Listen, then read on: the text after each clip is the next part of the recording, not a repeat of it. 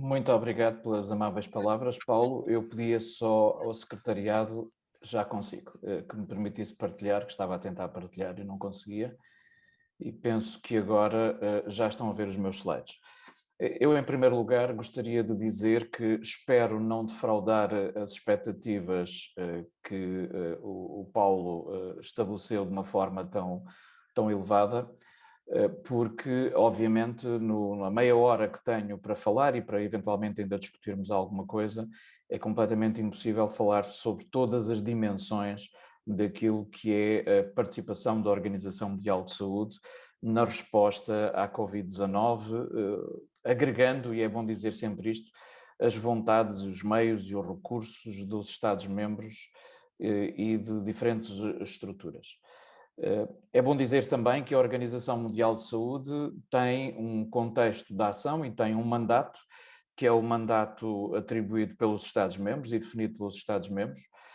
Como foi referido, está a decorrer neste momento a Assembleia Mundial da Saúde. Aliás, acabou de terminar a intervenção Portugal a falar num ponto da ordem de trabalhos que é sobre a resposta aos problemas da saúde mental no âmbito da Covid-19, o que é um belíssimo exemplo de como a ligação entre esta agenda Covid e não Covid se juntam no quadro de uma pandemia. Mas sem delongas e cumprimentando todos de forma igual, eu entraria diretamente na minha apresentação dizendo que vou focar a minha apresentação no papel da Organização Mundial de Saúde como instrumento, digamos assim, do ACT Accelerator e designadamente de um dos pilares do ACT Accelerator, que é a COVAX, no desenvolvimento de estratégias de colocação de vacinas à escala global. E é bom perceber que esta é uma operação que não é apenas uma operação de logística, é uma operação complexa porque lida com dimensões de natureza política e económica, obviamente, mas também com dimensões do ponto de vista da regulação, às quais só foi possível responder porque há um trabalho anterior. Eu gostava desde já, e antes de passar ao slide seguinte, que é o contexto da ação das Nações Unidas, e onde a OMS é de facto uma das agências das Nações Unidas e com uma particularidade própria, como referi há pouco, porque ela é fundamentalmente aquilo que os Estados-membros quiserem que seja, e foi muito discutido durante esta crise, e está a ser discutido esta semana na Assembleia Mundial de Saúde, que a reforma da Organização Mundial de Saúde ou o empoderamento suplementar da Organização Mundial de Saúde depende apenas e tão só da vontade dos Estados-membros e de uma vontade que tem que ser política, mas tem que ser também de financiamento da Organização Mundial de Saúde, que aliás a questão do financiamento da Organização Mundial de Saúde tem sido uma das dificuldades ao longo de toda esta crise. O quadro em que eu trabalho no Departamento de Regulação e Pré-Qualificação tem muito a ver, dentro da divisão de acesso a medicamentos e tecnologias de saúde, tem muito a ver com uma estratégia que começou anteriormente. E era isso que eu gostaria de dizer logo à partida, porque em algumas das intervenções anteriores, para aqueles que estão menos informados, pode-se retirar destas intervenções, eu sei que os preletores não quiseram dar essa opinião, mas pode-se inferir dessas apresentações que a resposta foi basicamente construída e executada no último ano. Ora, isso não corresponde à verdade, nem do ponto de vista científico, nem do ponto de vista da preparação dos sistemas de saúde, nem do ponto de vista da preparação do sistema regulamentar. Eu diria que, assim como relativamente a algumas tecnologias mais avançadas nas vacinas, por exemplo, a tecnologia da encapsulação de ácidos nucleicos é algo que já tem 25 anos, e, portanto, o se ter utilizado essa tecnologia que estava no âmbito da investigação e desenvolvimento para fazer a aceleração para um produto em menos de um ano, só foi possível porque há mais de 2 décadas de trabalho científico anterior, e obviamente houve uma intensidade de financiamento, vontade pública e privada, de construir grandes parcerias público-privadas em que o setor público e o setor privado estiveram lado a lado a promover o desenvolvimento dessas tecnologias inovadoras. No caso das plataformas adenovírus, por exemplo, essas plataformas vinham a ser desenvolvidas para um conjunto de outras patologias, designadamente na área da oncologia, como sabem, e, portanto, não se começou completamente do zero. Assim também, do ponto de vista regulamentar, a coordenação que foi necessária operar só foi possível porque há 2 décadas de trabalho da Organização Mundial de Saúde, relativamente a um conjunto bastante vasto de países, e que foi particularmente acelerado nos últimos 4 anos, através da implementação de um conjunto de instrumentos, que vamos ver já, mas também de uma estratégia. A estratégia é essa que está neste momento a ser executada, a atual fase, esta estratégia 2019-2023. O departamento que eu dirijo é o departamento que na prática lida com as questões daquilo que eu diria o Public Procurement de bens de saúde, que é o sistema de pré-qualificação, existente há muitos anos nas Nações Unidas e que tinha já antes desta pandemia um impacto e uma determinante que, se quisermos medir apenas em termos de valor económico, a pré-qualificação já realizava a avaliação e a colocação no mercado de medicamentos com qualidade, de vacinas, de dispositivos médicos, de dispositivos de diagnóstico in vitro, de produtos de controle de vetores de doenças transmissíveis, os VCPs, todo este conjunto de bens de saúde já representava mais de 5 bilhões de dólares por ano em termos do valor de mercado, por exemplo, ao Public Procurement das Nações Unidas, fundamentalmente através da Unicef, para colocar em alguns Estados-membros ou em Estados-membros mais carentes do que outros. Obviamente que, se medirmos apenas do ponto de vista económico, esse impacto aumentou muito neste último ano, mas temos também dentro do departamento este pilar, esta unidade de regulação e segurança, que foi fundamental nesta crise por ter imediatamente nas últimas 2 décadas e fundamentalmente nos últimos 4 anos preparado um conjunto de fatores de coordenação global na área da regulação. Estes 2 departamentos, portanto, o outro departamento de políticas e de normalização e padronização, dirigido pelo meu colega Clive Ondari, do Quénia, estamos os 2 sob a supervisão e a direção da Assistant Director General, Maria Ângela Simão, uma pediatra brasileira. Portanto, temos uma divisão em que 2/3 dos responsáveis também falam português, o que é uma coisa que também nunca aconteceu na Organização Mundial de Saúde até hoje. Aliás, como sabem, o português continua a não ser uma língua oficial das Nações Unidas. Esse suporte à preparação seguiu três vias fundamentais, uma que teve a ver com a comparabilidade dos sistemas, uma outra que teve a ver com a construção de capacidade nos sistemas reguladores e outra também de fazer a adaptação a novos métodos de regulação e aquilo que nós hoje já estamos a chamar, no quadro da Coligação Internacional de Autoridades Reguladoras do Medicamento, a ICMA, estamos já a chamar também de agilidades regulatórias, algo que tem a ver com esta dimensão do Smart Regulation, com o estabelecimento de um conjunto de boas práticas. Eu chamaria aqui a atenção fundamentalmente para aqueles 2 últimos bullet points que se referem às Good Regulatory Practices perdão, aprovadas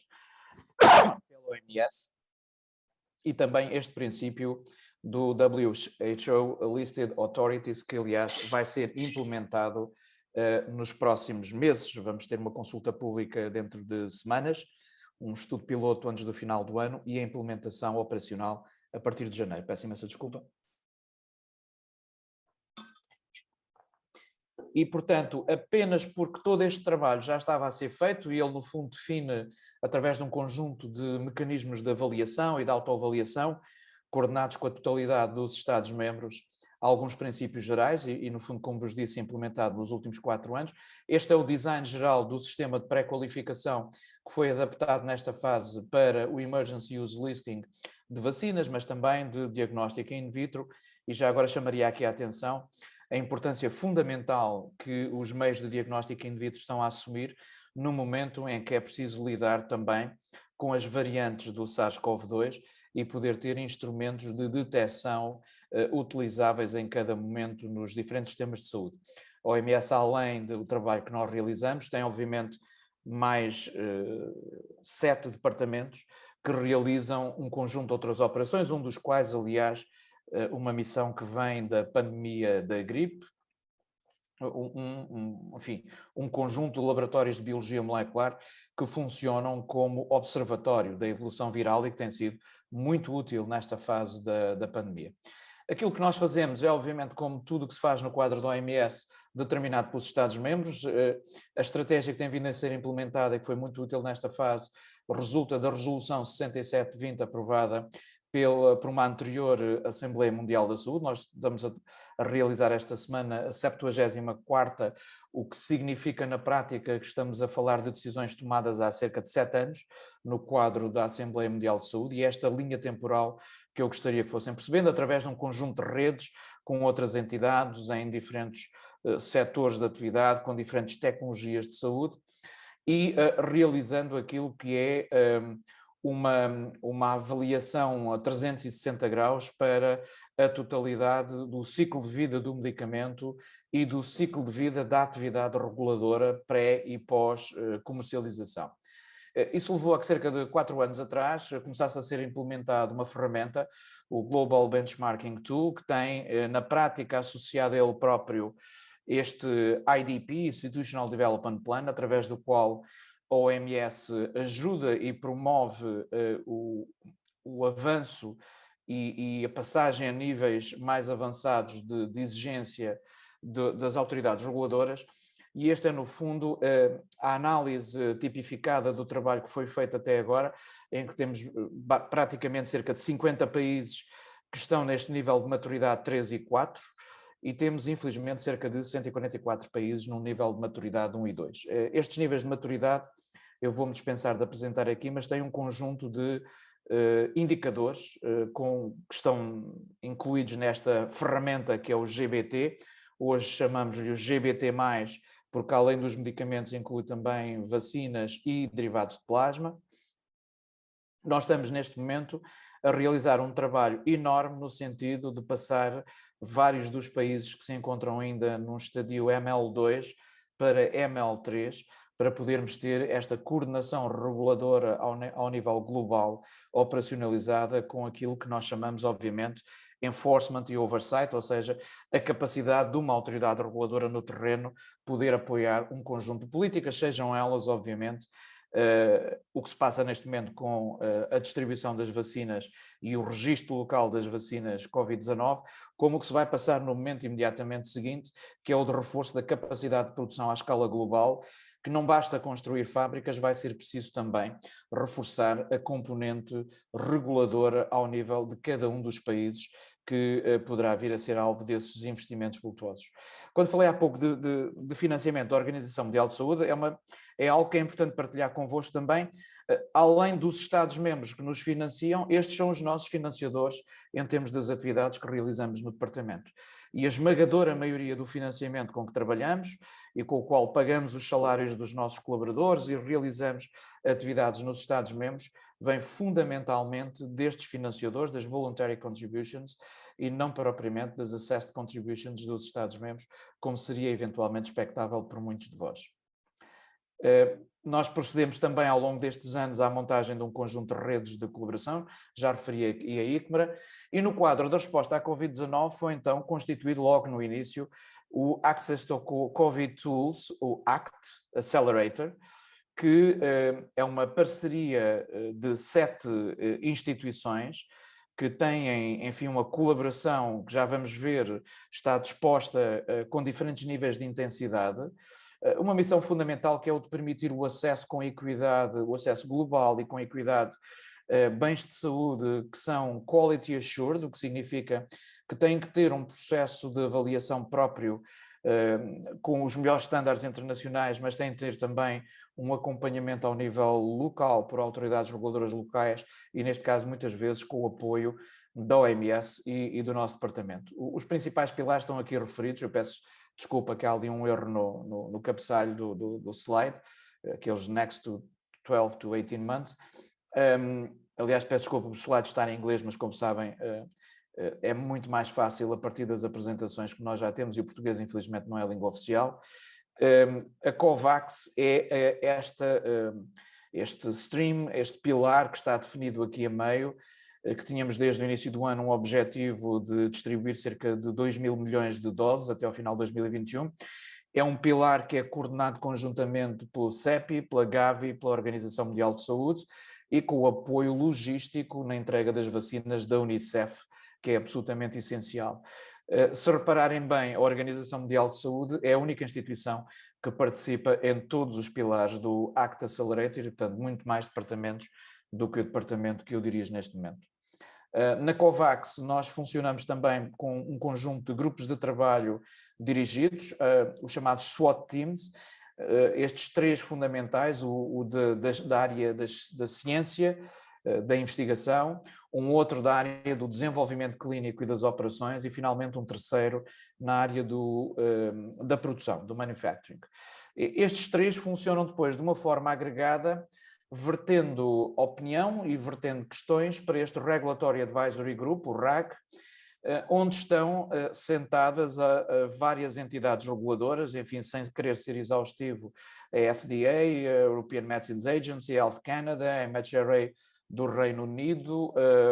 como também a TGA australiana, enfim, e outras. Também está o GAN, mais recentemente, por sugestão da Organização Mundial de Saúde, passou a participar também a Índia e a República da Coreia, através da MFDS. Mas este grupo é liderado por uma representação da OMS, uma representação da CEPI, portanto, eu sou o co-chair deste grupo, conjuntamente com um colega que representa a CEPI, e o que fazemos sistematicamente, todas as semanas há reuniões do SWAT Team, e todos os meses nós temos o Regulatory Advisory Group respondendo a questões que vêm dos investigadores, que vêm das empresas que estão a desenvolver novas vacinas, e funciona um pouco como um advisory, um scientific advisory regulamentar global, onde as agências reguladoras que aí participam, já referi algumas, fornecem, no fundo, a sua perspectiva sobre como é que se deve proceder ao desenvolvimento ou continuação do desenvolvimento ou monitorização dos estudos clínicos, mesmo na fase pós-entrada no mercado, relativamente a todas as vacinas que estão colocadas na COVAX ou que querem vir a ser colocadas na COVAX. Enfim, eu vou dispensar porque precisamos de avançar no tempo. Nós mudamos muito a forma de operar, introduzindo ferramentas novas. Nós temos, por exemplo, no grupo dentro do meu departamento que se dedica a fazer o seguimento de bens de saúde que são falsificados ou produzidos com qualidade substandard, o ISF, que trabalha diretamente também com a Interpol,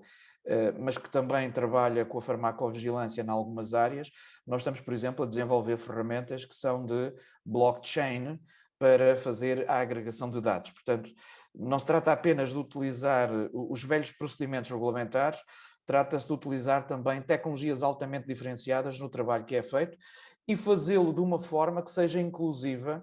para não aumentar a distância entre países mais desenvolvidos e países de menor rendimento. E essa é uma das questões essenciais que nos preocupa todos os dias. Um ponto de situação, ouvi falar de vários números há pouco, eu gostaria de vos dizer que os números estão a ser lidos de forma diferente por diferentes entidades, consoante a fonte. Os números que eu vos vou apresentar nos próximos 4 slides foram vertidos no meu correio eletrónico 5 minutos antes de começar esta conferência e são os números atualizados à data de hoje, às 10 da manhã de hoje, naquilo que é a nova versão do Tracker 2.0 da Unicef, que no fundo alimenta esta base de dados da própria COVAX. E, portanto, à data de hoje, à escala global, nós temos cerca de 1,6 bilhões de doses de vacinas Covid-19 que foram administradas em cerca de 210 países, áreas, territórios ou economias, e sabem que há aqui uma discussão política sobre o que é um país, um Estado, um território ou uma economia, só para lembrar a velha discussão entre a China e Taiwan, mas não é o único caso em que nós temos de ter alguma sensibilidade na forma como nos referimos a estas entidades. A COVAX,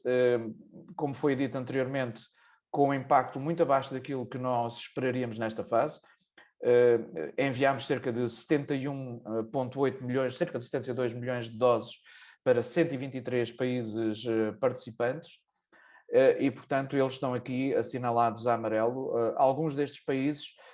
como é o caso, por exemplo, do Canadá ou do Brasil, as doses que foram administradas foram enviadas para alguns segmentos da população, mas enfim, penso que os nossos colegas do Brasil também poderão explicar a realidade brasileira de uma outra forma. Como veem, há aqui um conjunto de outras economias onde se avançou na vacinação sem participação da COVAX, mas também para dizer que, ao contrário daquilo que muitos esperariam, a COVAX também está presente na Europa, porque a Europa não é só constituída por países de economias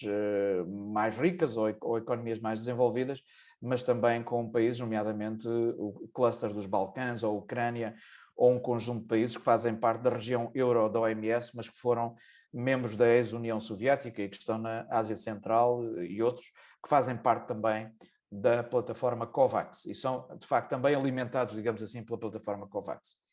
À data de hoje também, este é o top 10 de países com doses administradas, com a China com cerca de 511 milhões de doses administradas e os Estados Unidos com cerca de 287 milhões de doses administradas à data de hoje. As taxas de cobertura que vêm ali são, no fundo, doses por 100% da população, o que significa que, na prática, cerca de 87% da população norte-americana estaria coberta se todos tivessem sido, a todos tivessem sido administrada apenas uma dose. Como sabem, isso não é verdade, portanto, a forma de ler estes números pode ser diferente se olharmos para uma outra agregação, que é a agregação população com 2 doses, a população com apenas uma dose, no caso das vacinas que precisam de 2 doses. Como sabem, neste momento só a Janssen, Johnson Johnson, é que tem uma administração de uma dose única. E vem, portanto, neste top 10 de países. Visto de uma outra forma, que é isso que nos incomoda particularmente em função do rendimento, os países com elevado rendimento, cerca de 0% destas economias ainda não começaram a vacinação, ou seja, não há nenhum país destas economias em que não tenha começado a vacinação. A mesma coisa naquilo que são os UMICs, ou seja, os países de rendimento médio superior. Apenas 6% dos países com baixo médio rendimento não iniciaram ainda qualquer vacinação e 21% dos países com baixo rendimento não iniciaram ainda vacinação. É claro que estes números podem ser vistos de uma outra forma também, que é dizer que neste momento há apenas 10 países à escala global, dos quais 7 serão participantes na COVAX e apenas 3 não estão na COVAX, onde ainda não foi iniciada qualquer vacinação e, portanto, o nosso objetivo que estava desenhado para os primeiros 100 dias foi quase atingido, mas não foi atingido. E de dizer também que a distribuição em número de países onde as diferentes tecnologias e vacinas estão presentes, e vem aquela primeira barra azul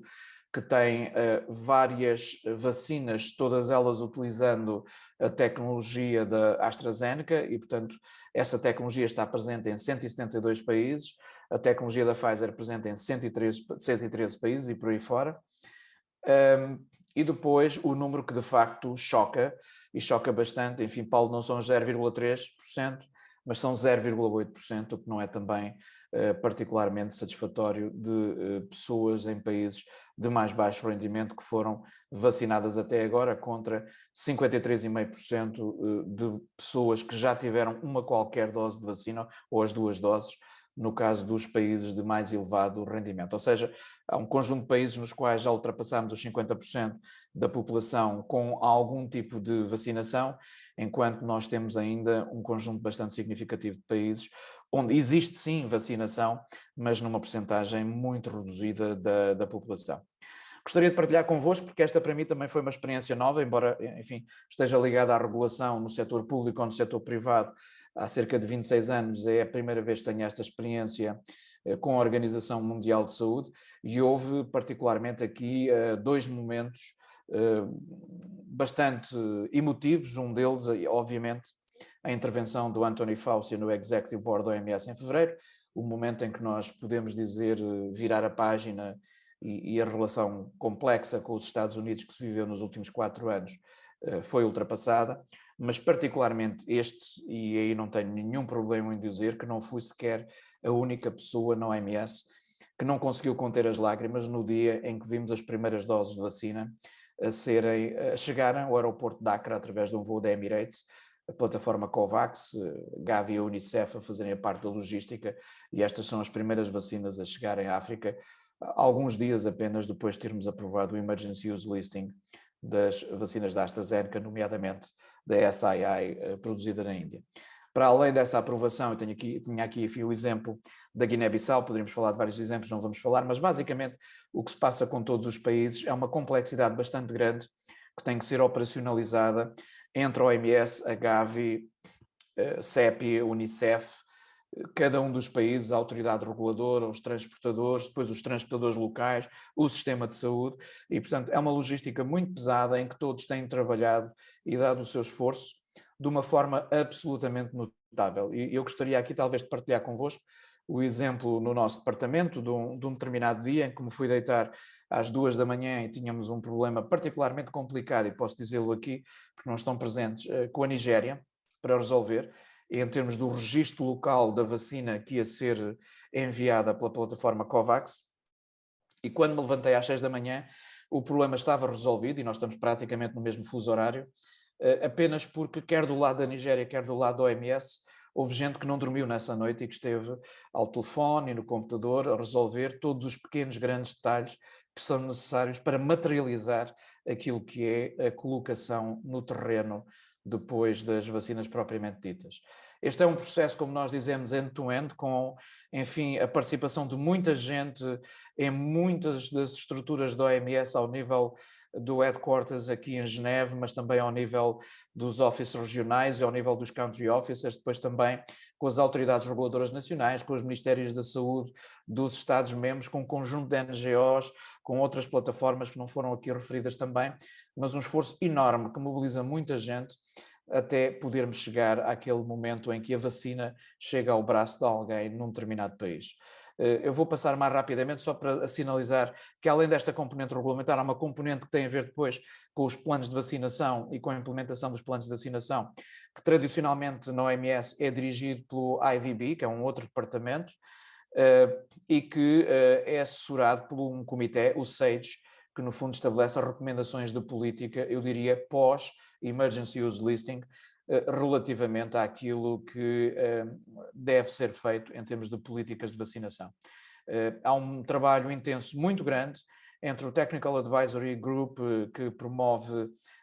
portanto, um conjunto de peritos independentes que aprova o Emergency Use Listing,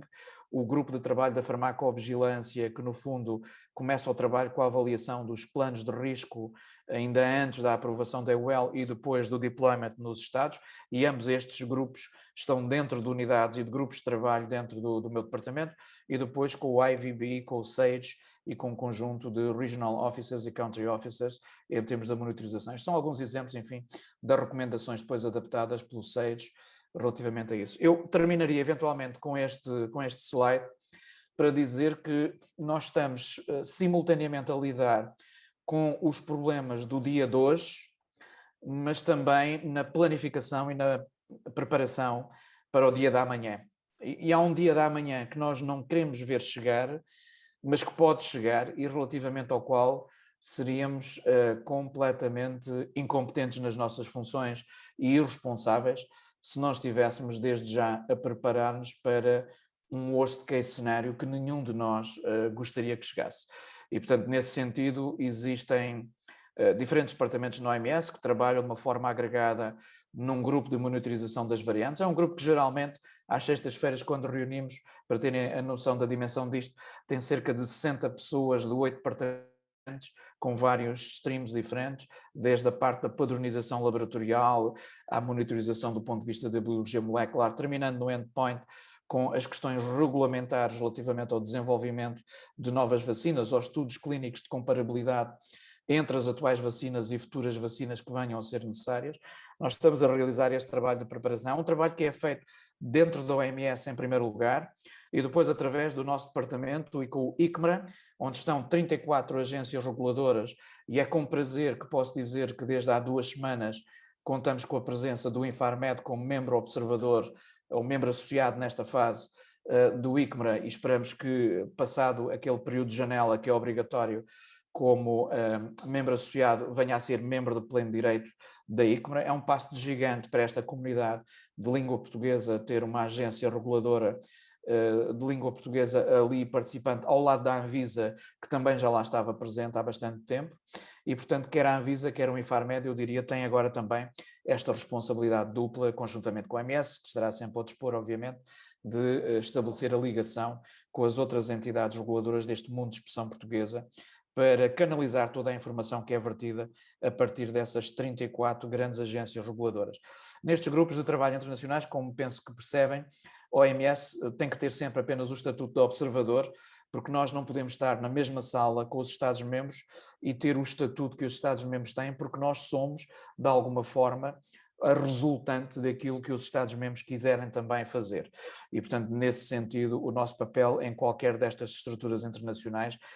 onde estão os Estados-membros, é sempre o de observador. Mas, portanto, para vos dar conta que nos estamos a preparar, há um conjunto de reuniões públicas altamente participadas. A última teve mais de 2.700 participantes online, organizado pelo R&D Blueprint da OMS, relativamente à questão das variantes. Vamos ter outro amanhã sobre a questão dos estudos de immunobridging, exatamente olhando para o desenvolvimento de novas vacinas, caso seja necessário, para uma variant of concern que venha, de alguma forma, a anular o efeito das atuais vacinas. Até hoje ainda não aconteceu, mas é óbvio que temos de estar preparados para essa eventualidade. E vamos ter depois, no dia 10 de junho, também uma grande reunião internacional organizada pela OMS sobre variantes, à qual se vai suceder depois, ainda no mês de junho, uma reunião organizada pela ICMRA, relativamente à posição dessas 34 agências reguladoras e da OMS, relativamente a esse contexto. E em simultâneo com estas 3 grandes reuniões,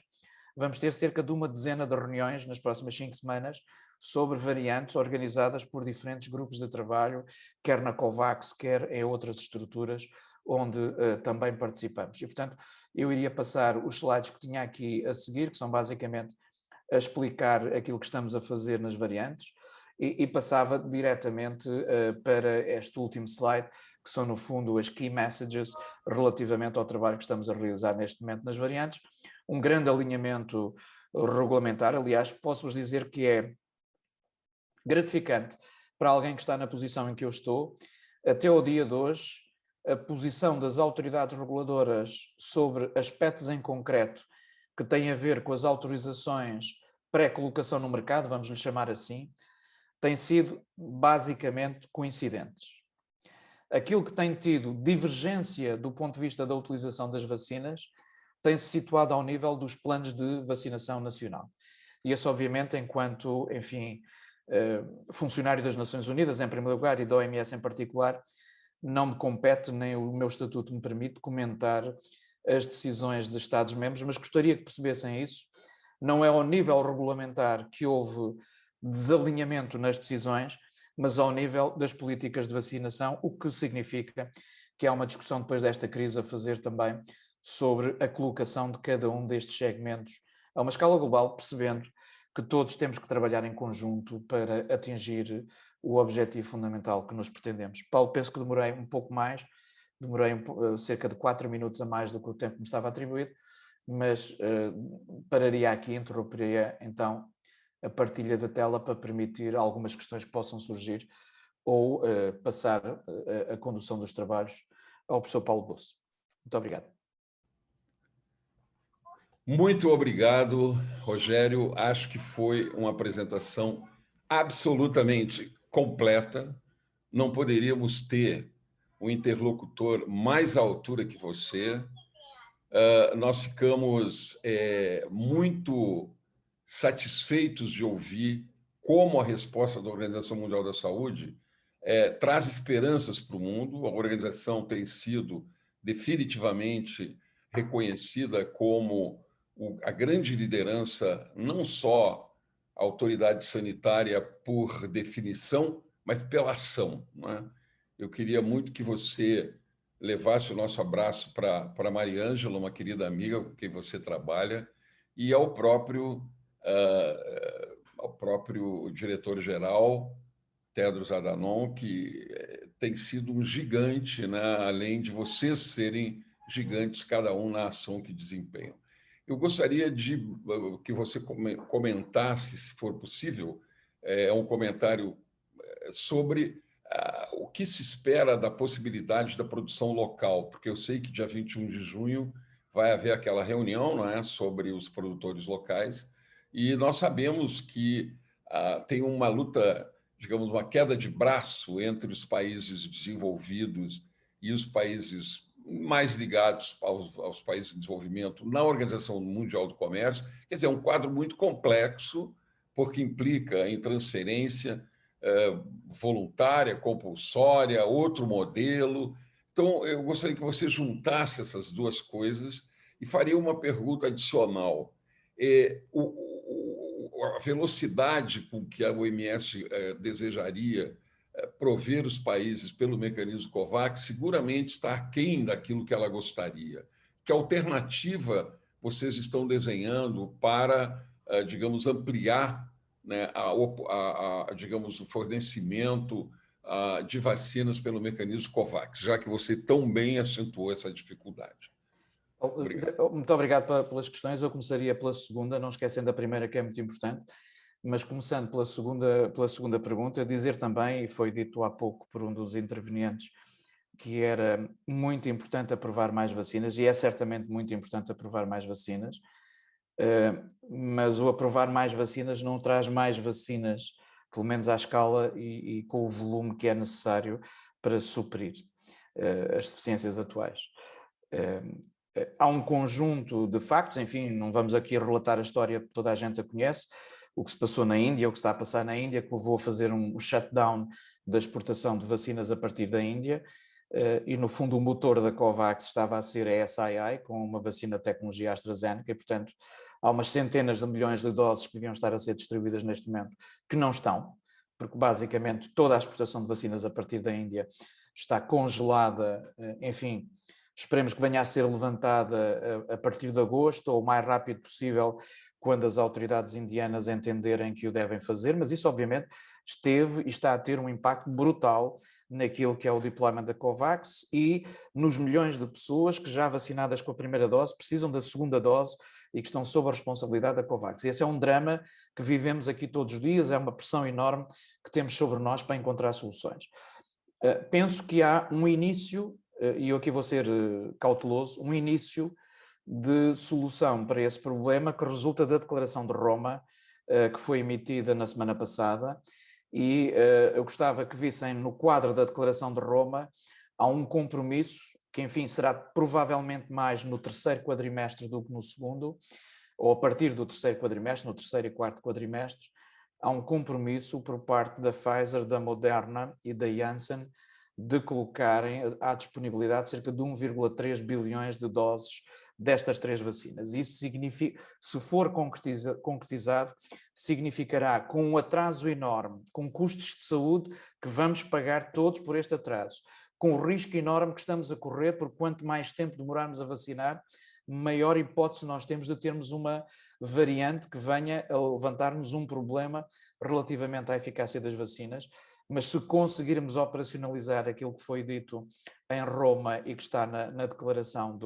da Global Health Summit, organizada no quadro da presidência italiana do G20, será um passo de gigante em frente. Eu penso que é nisso que estamos todos a trabalhar. Aliás, o nosso diretor-geral fez ontem um conjunto de afirmações e estabeleceu metas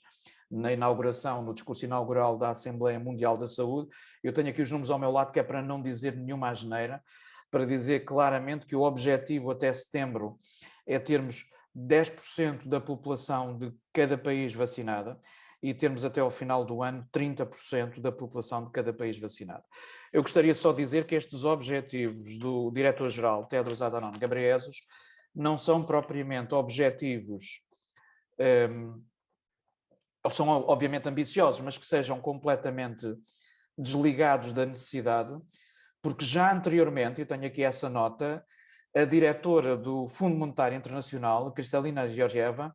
tinha afirmado que seria necessário atingirmos 40% da população vacinada até ao final do ano e 60% da população mundial vacinada até meio de 2022. E, portanto, estes números estão, de alguma forma, próximos. Eu diria até que os da OMS são um bocadinho até mais conservadores do que a proposta do Fundo Monetário Internacional através da sua diretora. Portanto, como é que vamos atingir esse objetivo? Em primeiro lugar, obviamente, com mais vacinas. E esse acordo com essas três grandes empresas, com três vacinas que já existem, que poderão estar disponíveis, será um avanço significativo. É importante, e agora ligando com a sua primeira pergunta, aumentar a capacidade mundial de produção. Aumentar a capacidade mundial de produção é mais fácil de fazer ao nível do finished fill, portanto, quando estamos a falar de produção de estéreis, basicamente do produto acabado, do que em toda a cadeia de produção. E para algumas destas vacinas que têm tecnologias muito diferenciadas, como eu disse, não propriamente novas no sentido de termos contacto com elas apenas no último ano, mas no sentido de se terem transformado num produto industrial apenas no último ano, as cadeias de produção das centenas de componentes de cada uma destas vacinas não são propriamente algo fácil de assegurar para o volume e escala de vacinas que nós precisamos. Portanto, essa é uma das metas que está neste momento a ser abordada. Está a ser abordada com 3 orientações diferentes que têm localizações ou têm disposições temporais diferentes também. No quadro do meu departamento, há um pequeno grupo de trabalho que vai ser expandido agora, que é o Local Production Assistance, que tem estado a trabalhar já a uma microescala, mas vai expandir no apoio à formação nos países em concreto, capacitando em tecnologia, capacitando em GMPs, em Quality Management System, sistemas de gestões de qualidade e boas práticas de fabrico, os produtores locais. E essa é uma coisa que nós temos feito mal no passado, porque sendo responsáveis pela pré-qualificação, havia aqui um conflito de interesses e, portanto, criámos esta unidade para poder fazer isto sem conflito de interesses com aquilo que é a função da outra unidade dentro do departamento da pré-qualificação. Existe um segundo stream, que é o CITAP, no quadro da COVAX, tem vindo, ele foi, aliás, uma iniciativa do diretor-geral da OMS com o presidente da Costa Rica, já lançado o ano passado, que tem acelerado muito as questões de transferência de tecnologia, discutindo muito estas questões da propriedade intelectual e da propriedade industrial, e o CITAP vai ser relançado no próximo dia 28 de maio, com um conjunto de declarações, mas também de apresentações em concreto, aliás, num quadro hoje que é diferente, que é um quadro em que provavelmente nunca ninguém imaginou nos últimos meses, e se calhar nos últimos anos e nas últimas décadas, ouvir o presidente dos Estados Unidos, o chefe do Executive Branch dos Estados Unidos, a defender o patent waiver no quadro do Acordo TRIPS e no quadro da Organização Mundial de Comércio. Nós sabemos que é muito mais difícil de fazer do que de dizer, porque é preciso o acordo unânime no quadro da Organização Mundial de Comércio. Penso que a diretora atual da Organização Mundial de Comércio, que foi até o dia 1 de março coordenadora operacional do grupo dos principais do ACT Accelerator e, portanto, que tem esta experiência de ter vivido connosco até dia 1 de março a urgência de resolução destes problemas no dia a dia. Eu penso que a Ngozi, neste momento, na posição em que está, compreende bem isto, mas, obviamente, como diretora-geral da Organização Mundial de Comércio, ela tem que respeitar e representar todos os Estados-membros e há essa necessidade de um consenso que, como sabem, não é fácil, nomeadamente no quadro da União Europeia. Eu gostaria, apesar de tudo, de referir aqui que quando estamos a falar em patent waiver, não estamos a falar em compulsory licensing, são duas coisas diferentes. E que provavelmente alguns daqueles que têm vindo publicamente criticar o patent waiver não perceberam ainda que para algumas destas empresas inovadoras, num contexto de pandemia, é melhor ter um quadro de patent waiver do que um quadro de compulsory licensing, que será ele mais durável no tempo e que de alguma forma retirará mais direitos ao próprio produtor industrial e inovador. E, portanto, eu aconselho sempre alguma... Ainda ontem estava num debate universitário com alguns colegas e aconselho alguma contenção verbal a algumas pessoas mais excitadas contra o patent waiver,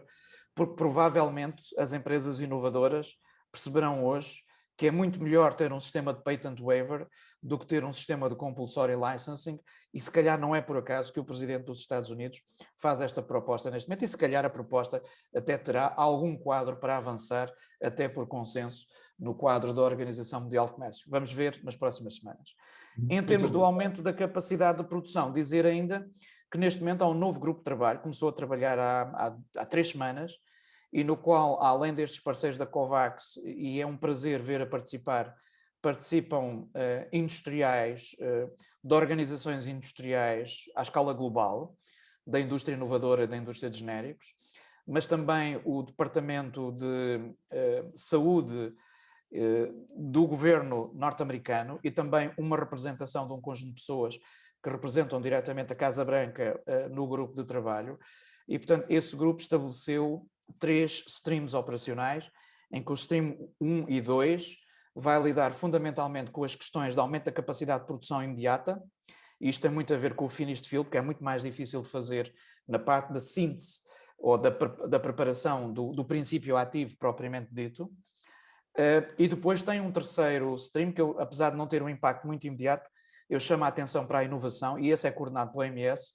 onde está Soumya Swaminathan, está Raj Long, está Martin Friedland, enfim, um conjunto de colegas aqui da OMS, e que está a estabelecer, houve aliás uma expression of interest a que responderam algumas dezenas de interessados já neste momento, para a constituição de um hub global na área de produção de vacinas mRNA. E, portanto, não só estamos a olhar para a resposta imediata, no quadro, e termino já, no quadro do supply chain das vacinas imediatamente, como estamos a trabalhar no aumento da capacidade de produção, como estamos a trabalhar nas questões de propriedade intelectual e jurídico-legais que estão inerentes, como estamos também a trabalhar nas plataformas futuras de desenvolvimento de vacinas e também a prever e antecipar a capacidade de resposta para as variantes. É óbvio que a OMS não consegue fazer este trabalho sozinha, e eu chamo a atenção que esta grande parceria pública-privada, que é o ACT Accelerator,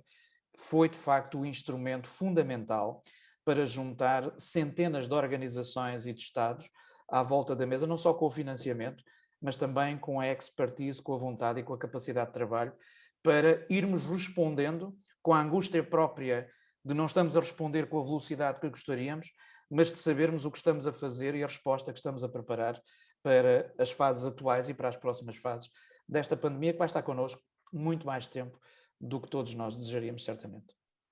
Muito obrigado.